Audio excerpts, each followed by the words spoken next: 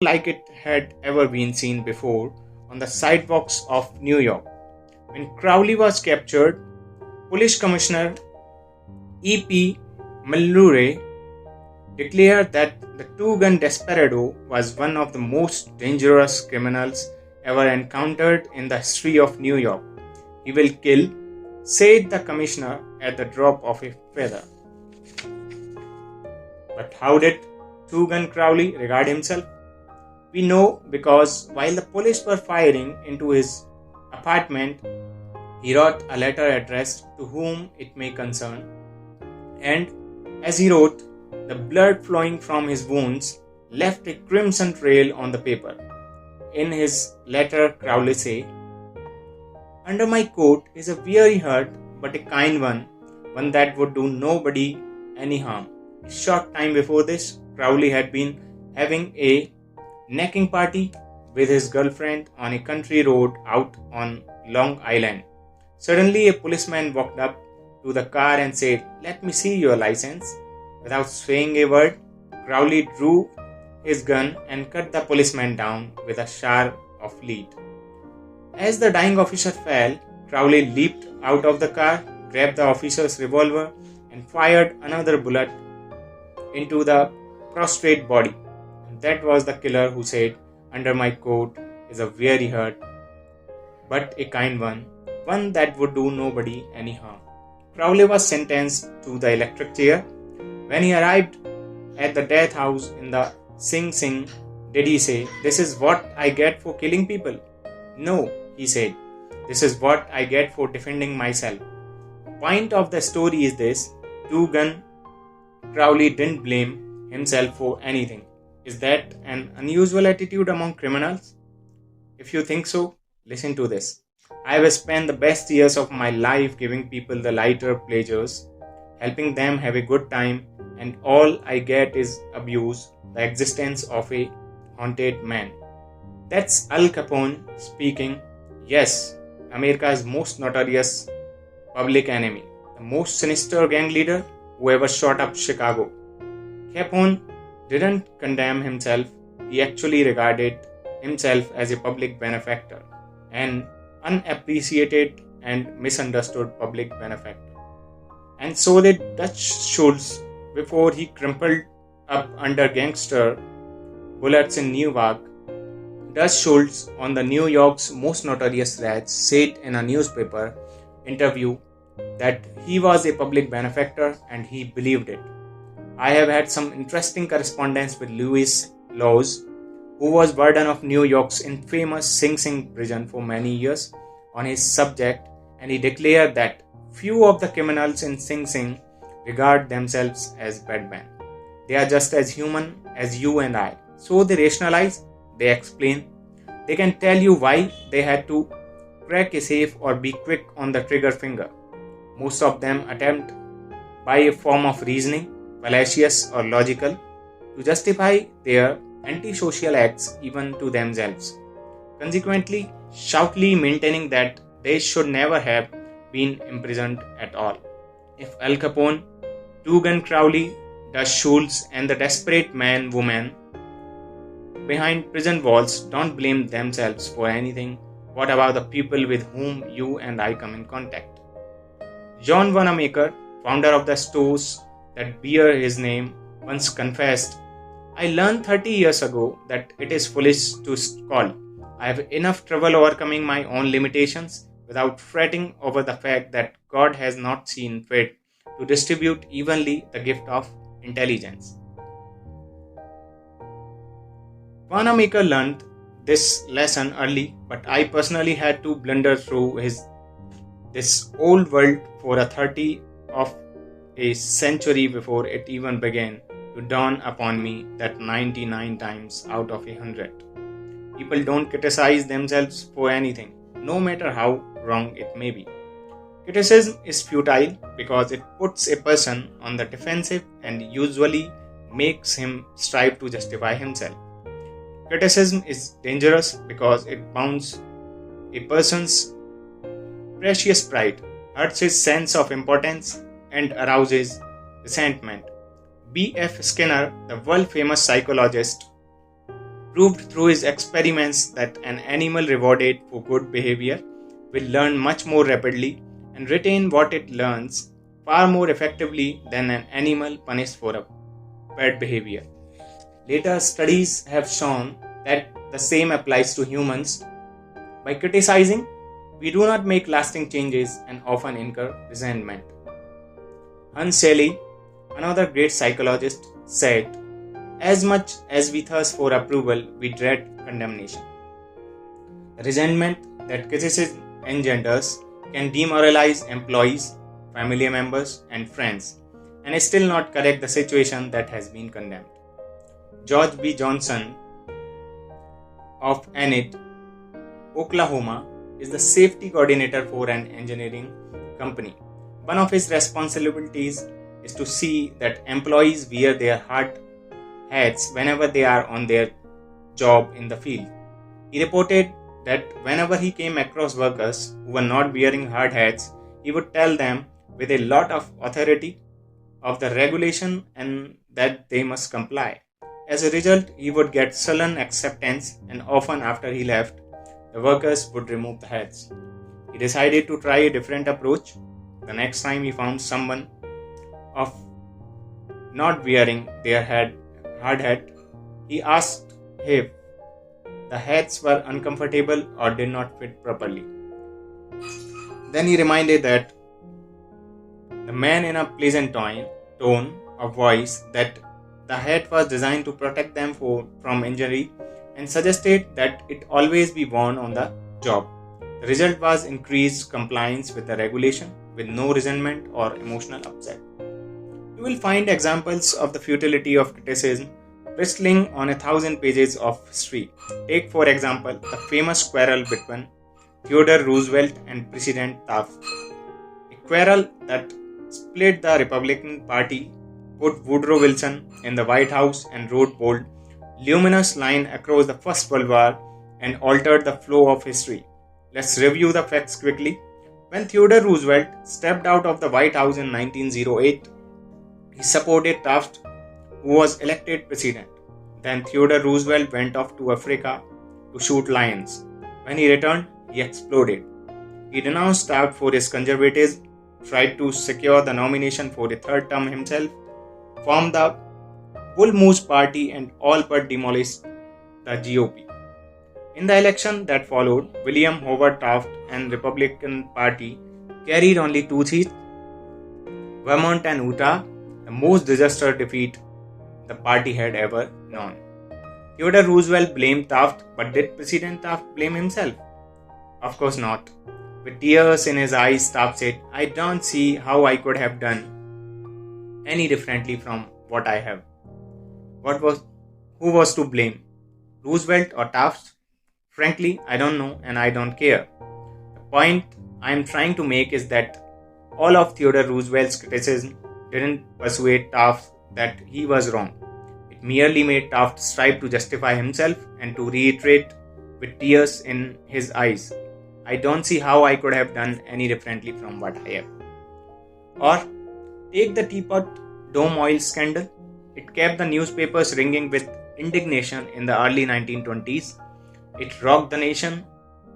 Within the memory of living man, nothing like it had ever happened before in American public life.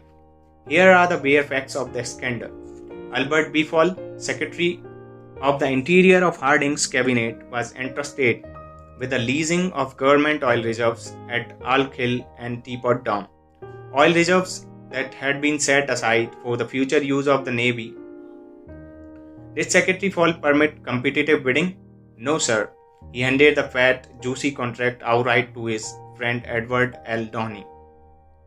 And what did Downey do?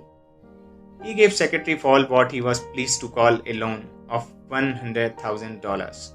Then, in a high-handed manner, Secretary Fall ordered United States Marines into the district to drive off competitors whose adjacent wells were supplying oil out of the Elk Hill reserves. These competitors, driving off their ground at the ends of guns and bayonets, rushed into court and blew the lid off the Teapot Dome scandal. A stench arose so vile that it ruined the Harding administration, nauseated an entire nation, threatened the wreck the Republican Party, and put Albert V. Fall behind prison bars. Fall was condemned viciously, condemned as few men in public lives have ever been. Did he repent? Never. Years later, Herbert Hoover intimated in a public speech that President Harding's death had been due to mental anxiety and worry because a friend had betrayed him. When Mrs. Fall heard that, she sprang from her chair, she wept, she shook her fist at fate and screamed, "What? Harding betrayed by Fall? No, my husband never betrayed anyone.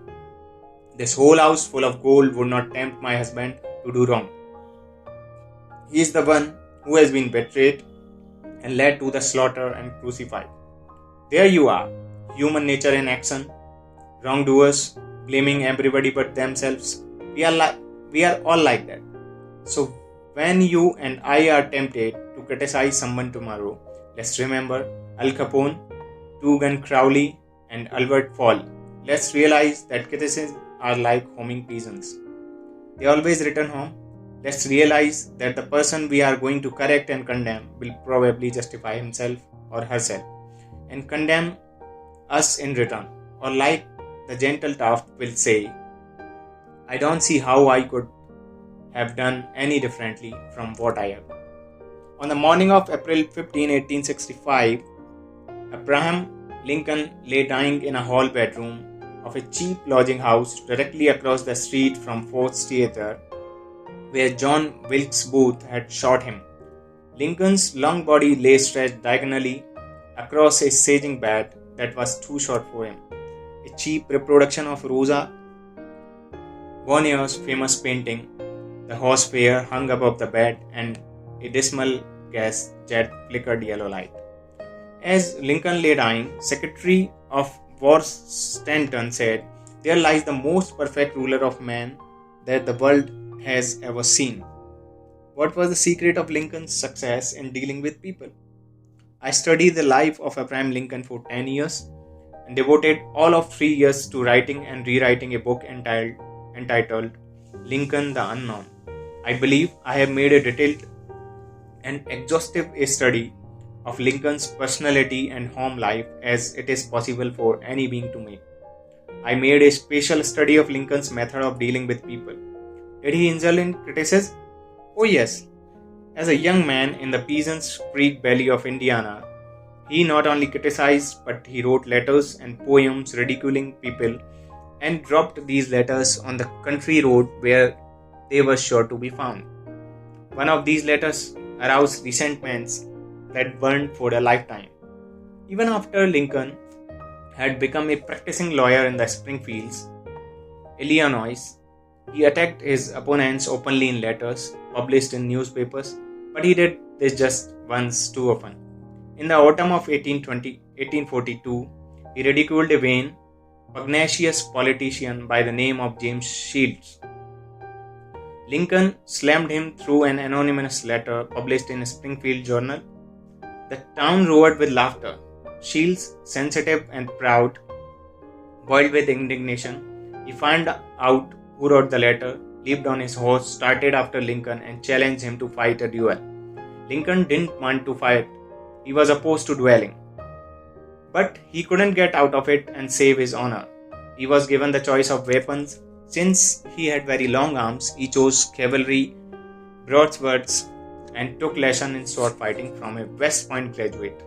And on the appointed day, he and Shields met on a sand war in Mississippi River, prepared to fight to the death. But at last minute, their seconds interrupted and stopped the duel. That was the most lurid personal incident in Lincoln's life. It taught him an invaluable lesson in the art of dealing with people. Never again did he write an insulting letter. Never again did he ridicule anyone.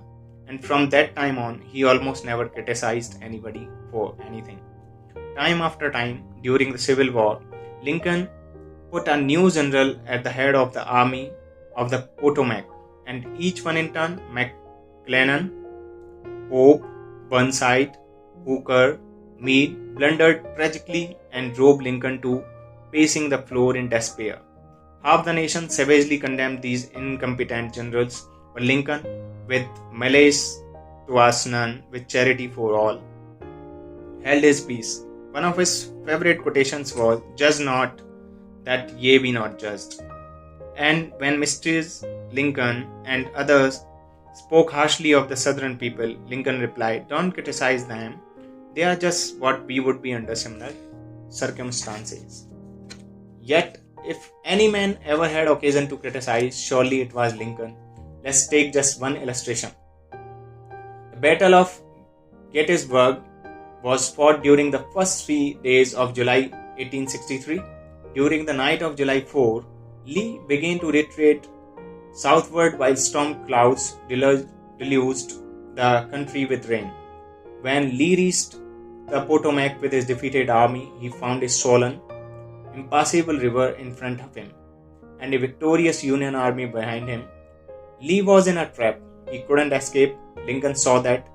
Here was a golden, heaven-sent opportunity, the opportunity to capture Lee's army and end the war immediately. So, with a surge of high hope, Lincoln ordered Meade not to call a council of war, but to attack Lee immediately. Lincoln telegraphed his orders and then sent a special messenger to Meade demanding immediate action. And what did General Meade do? He did the very opposite of what he was told to do. He called a council of war in direct violation of Lincoln's orders. He hesitated, he procrastinated, he telegraphed all manner of excuses, he refused point blank to attack Lee.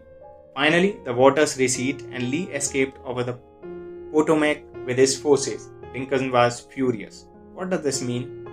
Lincoln cried to his son Robert, "Great God, what does this mean?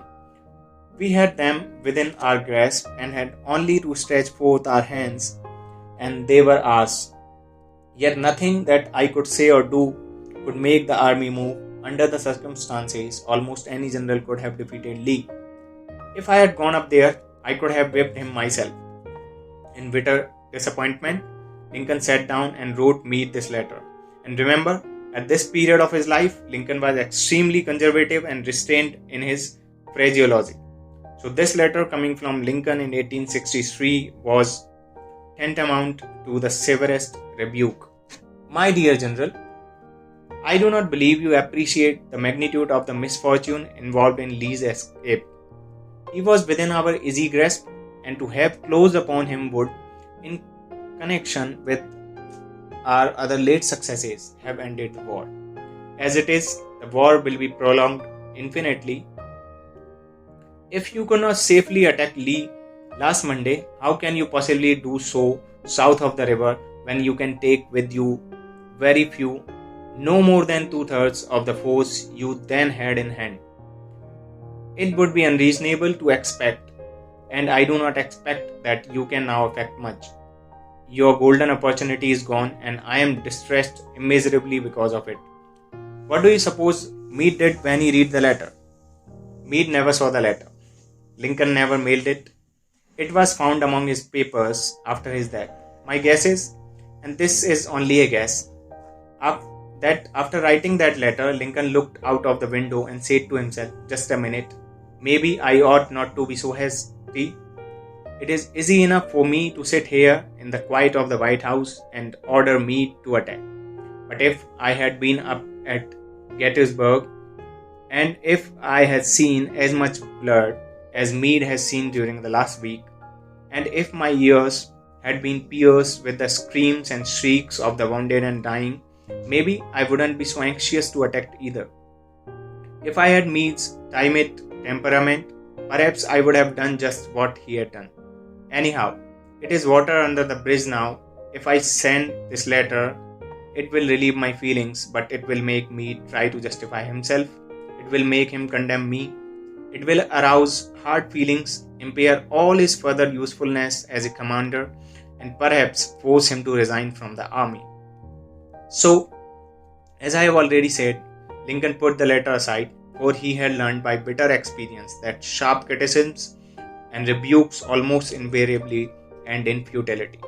Theodore Roosevelt said that when he, as president, was confronted with a perplexing problem, he used to lean back and look up at a large painting of Lincoln which hung above his desk in the White House and ask himself, what would Lincoln do if he were in my shoes? How would he solve the problem? Mark Twain lost his temper occasionally and wrote letters that turned the paper brown. For example, he once wrote to a man who had aroused his ire, "The thing for you is a verbal permit. You have only to speak and I will see that you get it." On another occasion, he wrote to an editor about a proofreader's attempts to improve my spelling and punctuation. He ordered, "Set the matter according to my copy hereafter and see that the proofreader retains his suggestions in the mush of his decayed brain." The writing of these stinging letters made Mark Twain feel better. They allowed him to blow off steam, and the letters didn't do any real harm because Mark's wife secretly lifted them out of the mail. They were never sent. Do you know someone you would like to change and regulate and improve? Good, that is fine. I am all in favor of it. But by not being on yourself? From a purely selfish standpoint, that is a lot more profitable than trying to improve others. Yes, and a lot less dangerous. Don't complain about the snow on your neighbor's roof, said Confucius, when your own doorstep is unclean. When I was still young and trying hard to impress people, I wrote a foolish letter to Richard Harding Davis, an author who once loomed large on the literary horizon of America. I was preparing a magazine article about authors, and I asked Davis to tell me about his method of work. A few weeks earlier, I had received a letter from someone with this notation at the bottom: dictated but not read. I was quite impressed. I felt that the writer must be very big and busy and important. I wasn't the slightest bit busy, but I was eager to make an impression on Richard Harding Davis, so I ended my short notes with the words dictated but not read. He never troubled to answer the letter. He simply returned it to me with this scribbled across the bottom: "Your bad manners are exceeded only by your bad manners." True, I had blundered, and perhaps I deserved this rebuke, but being human, I resented it so sharply that when I read of the death of Richard Harding Davis 10 years later, the one thought that is still persisted in my mind, I am ashamed to admit, was the hurt he had given me. If you and I want to stir up a resentment tomorrow that may rankle across the decades and endure until death, just let us indulge in a little stinging criticism, no matter how certain we are that it is justified. When dealing with people, let us remember we are not dealing with creatures of logic. We are dealing with creatures of emotion, creatures bristling with prejudices and motivated by pride and vanity. Bitter criticism caused the sensitive Thomas Hardy, one of the finest novelists ever to enrich English literature, to give up forever the writing of fiction. Criticism drove Thomas Chatterton, the English poet, to suicide. Benjamin Franklin, tactless in his youth, became so diplomatic, so adroit at handling people, that he was made American ambassador to France. The secret of his success: "I will speak ill of no man," he said, "and speak all the good I know of everybody." Any fool can criticize, condemn, and complain, and most fools do. But it takes character and self-control to be understanding and forgiving. "A great man shows his greatness," said Carlyle, "by the way he treats little men." Bob Hoover, a famous test pilot and frequent performer at air shows, was returning to his home in Los Angeles from an air show in San Diego. As described in the magazine, flight operations at 300 feet in the air, both engines suddenly stopped. By deft maneuvering, he managed to let the plane, but it was badly damaged, although nobody was hurt. Hoover's first act after the emergency landing was to inspect the airplane's fuel. Just as he suspected, the World War II propeller plane he had been flying had been fueled with jet fuel rather than gasoline. Upon returning to the airport, he asked to see the mechanic who had serviced this airplane. The young man was sick with the agony of his mistake. Tears streamed down his face as Hoover approached. He had just caused the loss of a very expensive plane and could have caused the loss of 3 lives as well. You can imagine Hoover's anger. One could anticipate the tongue lashing that his proud and precise pilot would unleash for the carelessness. But Hoover didn't scold the mechanic. He didn't even criticize him. Instead, he put his big arm over the man's shoulder and said, "To show you, I'm sure that you will never do this again. I want you to service my F-51 tomorrow." Often parents are tempted to criticize their children. You would expect me to say, "Don't," but I will not. I am merely going to say, before you criticize them, read one of the classics of American journalism, Father Forgets. It originally appeared as an editorial in the People's Home Journal.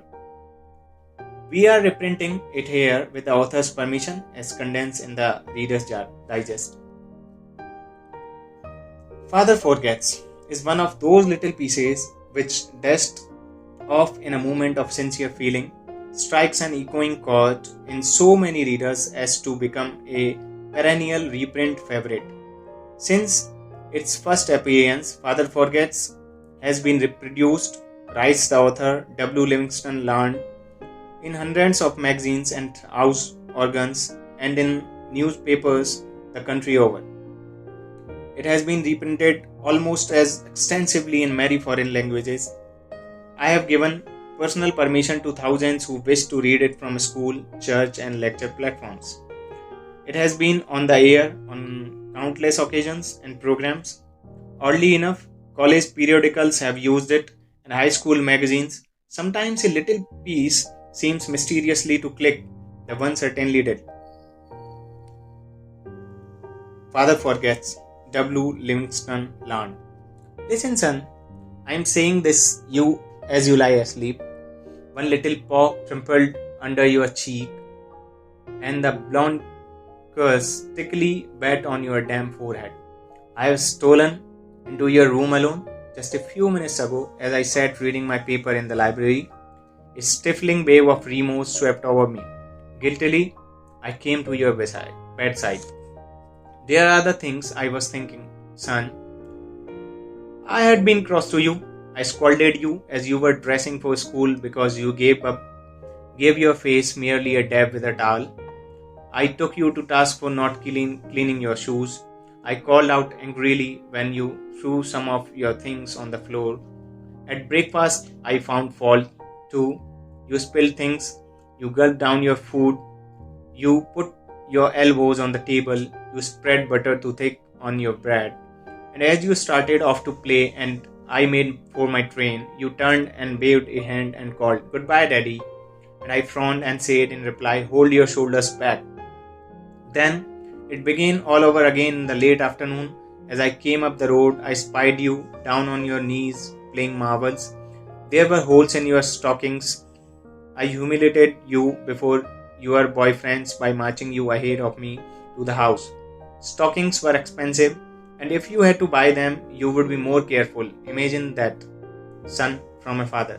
Do you remember, later, when I was reading in the library, how you came in timidly with a sort of hurt look in your eyes? When I glanced up over my paper, impatient at the interruption, you hesitated at the door. "What is it you want?" I snapped. You said nothing, but ran across in one tempestuous plunge and threw your arms around my neck and kissed me. And your small arms tightened with an affection that God had set blooming in your heart and which even neglect could not wither. And then you were gone, pattering up the stairs. Well, son, it was shortly afterwards that my paper slipped from my hands and a terrible, sickening fear came over me. What has habit been doing to me? The habit of finding faults? Of reprimanding? This was my reward to you for being a boy. It was not that I did not love you. It was that I expected too much of youth. I was measuring you by the yardstick of my own years. And there was so much that was good and fine and true in your character. The little heart of you was as big as the dawn itself over the white hills. This was shown by your spontaneous impulse to rush in and kiss me goodnight. Nothing else matters tonight, son. I have come to your bedside in the darkness and I have knelt there, ashamed. It is a feeble atonement. I know you would not understand these things if I told them to you during the waking hours. But tomorrow, I will be a real daddy. I'll shum with you and suffer when you suffer and laugh when you laugh. I'll bite my tongue when impatient words come. I will keep saying as if it were a ritual, he is nothing but a boy, a little boy. I am afraid I have visualized you as a man. Yet, as I see you now, son, crumpled and weary in your cot, I see that you are still a baby. Yesterday you were in your mother's arms, your head on her shoulder. I was asked too much. Instead of condemning people, let's try to understand them. Let's try to figure out why they do what they do. That's a lot more profitable and intriguing than criticism, and it breeds sympathy, tolerance, and kindness. To know all is to forgive all. As Dr. Johnson said, God himself, sir, does not propose to judge man until the end of his days.